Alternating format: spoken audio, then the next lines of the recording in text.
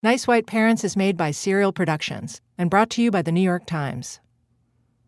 I want to take you back to a time when a group of idealistic people, feeling hopeful about the future, about America, threw themselves into the fight for racial integration.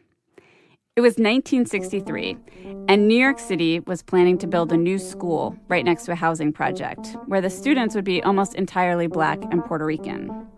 But these white parents came in and said, no, don't build it there. Put it closer to the white neighborhood. That way all our kids can go to school together.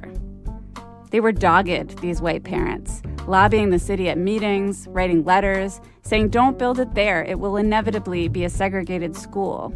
And we want our kids to mix with Black and Puerto Rican kids from the projects. It's a decade after Brown v. Board of Education, they said. Schools should be integrated.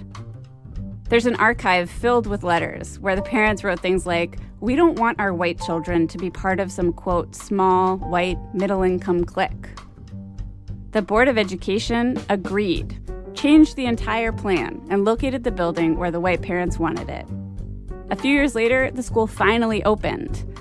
And then, none of them sent their kids there. I went through this box of letters, called as many parents as I could.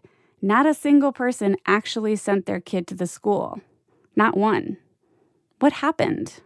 I remember thinking very clearly that, okay, I believe in this, but I don't sort of want to sacrifice my children to it. No, as I said, I'm a Quaker, and so my kids went to the Quaker school.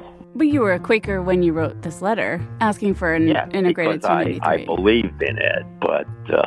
And I think that we say a lot of things that are politically correct without even realizing that we are not telling exactly how we feel.